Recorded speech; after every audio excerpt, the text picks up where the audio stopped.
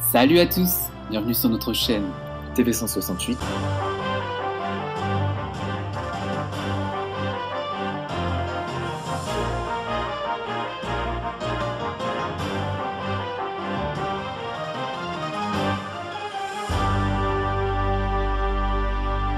Bonjour à tous et bienvenue sur Génération Télévision pour ce TV 168 du dimanche 4 novembre 2018. Bon anniversaire à Canal et iTélé.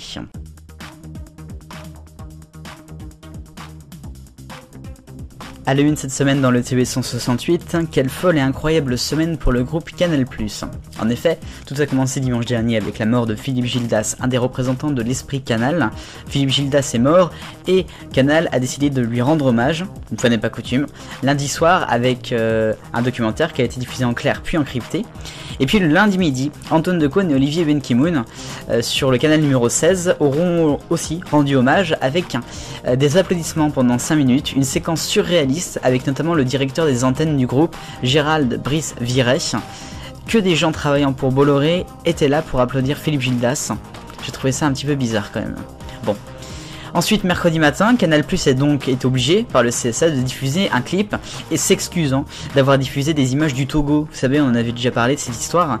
C'était mercredi matin, un clip un peu surréaliste aussi lu par Patrice Boisfer, encore un journaliste de la 16. Et puis on va continuer maintenant avec C8. On n'avait pas encore parlé de Cyril Hanouna, puisqu'il a encore frappé avec sa bande cette semaine en diffusant des photos interdites de diffusion de Karine Ferry, l'animatrice de Danse avec les stars sur TF1. Ce qui a fait donc TF1 et Karine Ferry ont saisi le CSA et portent plainte contre Cyril Hanouna pour la diffusion de cette interdiction de photos. Donc rien ne va plus puisque c'est un harcèlement moral que TF1 décrit maintenant. Il y a un manque de lucidité.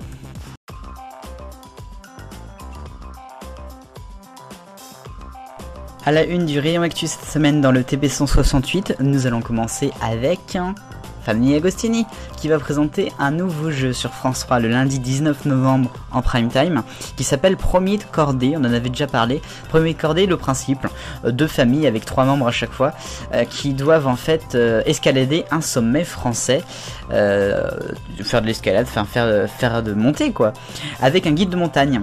On verra si ce sera un flop ou pas par rapport à ce qu'avait fait Églantine et Meillet il y a un an, tout pile.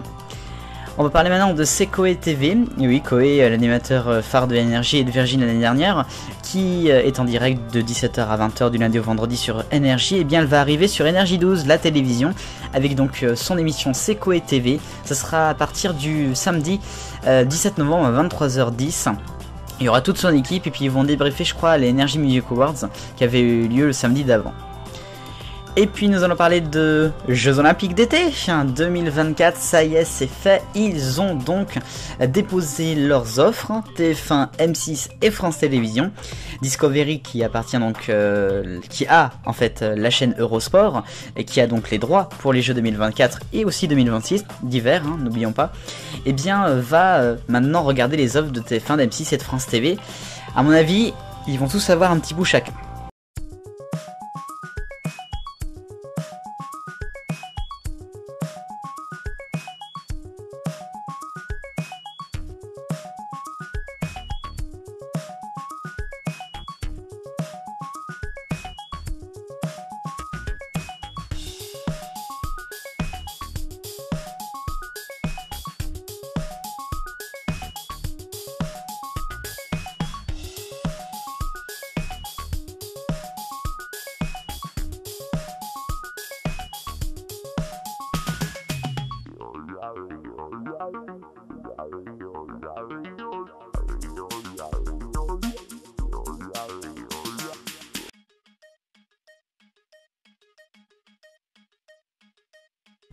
Et c'est l'heure d'un passion habillage maintenant sur Génération Télévision dans ce TV 168.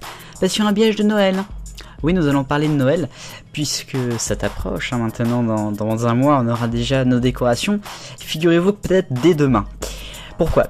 Tout simplement parce que vous savez que demain, TF1, M6 notamment, commencent leur téléfilm de Noël. C'est une surprise pour personne. Et il faut quand même préciser qu'on aura aussi sur France 2 Noël. Pourquoi ? Parce que apparemment le décor notamment de Ça commence aujourd'hui avec Christine Bollard aura déjà ses sapins blancs de Noël. Ça serait quand même très fort, très fortiche. Alors c'est pour ça qu'une question après se pose, et qui pourrait être véridique sur certaines chaînes, on ne sait pas. Et si certaines chaînes mettaient leurs habillages de Noël dès demain? Haha. On sait que France 2 notamment diffuse ses jingle pubs un petit peu n'importe comment. On pense c'est vrai qu'il y a 4 ou 5 types de jingle pub à la journée sur France 2, entre un Demain nous appartient, ceux de la rentrée, ceux avec les personnes, ceux avec la main, enfin bon, il y a de tout. On peut se poser la question.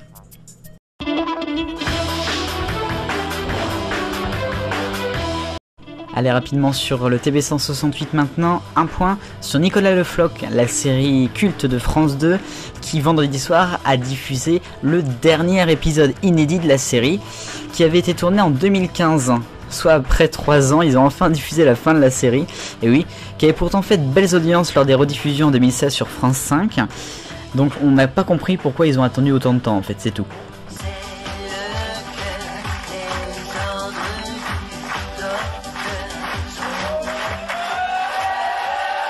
Bonsoir, bienvenue sur le plateau de Ça ne sortira pas d'ici. Je suis très heureux de vous retrouver pour ce... Ça ne sortira pas d'ici, la nouvelle émission de Michel Simès qui était le soir d'Halloween à 23h sur France 2 a fait une belle audience, 1,4 million et 13,3% de PDM, c'est plus que la semaine d'avant avec la rediffusion de Nina. L'émission est plutôt bonne avec quelques ajustements à faire.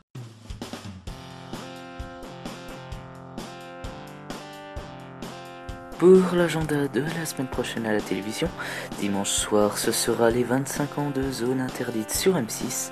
Lundi soir il y aura le lancement de Drôlement Bête, les animaux en question. Un divertissement qui sera animé par Alex Good et Juliette Sonnet du lundi au vendredi à 19h30 sur France 4. Et mercredi ce sera les 30 ans de Questions pour un champion sur France 3. Merci Daniel, ainsi va l'actualité télévisuelle de ce 4 novembre. Merci à vous de m'avoir suivi.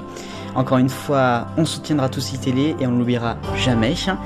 Vive le bonheur et on est tous des millions de copains. À la semaine prochaine, salut.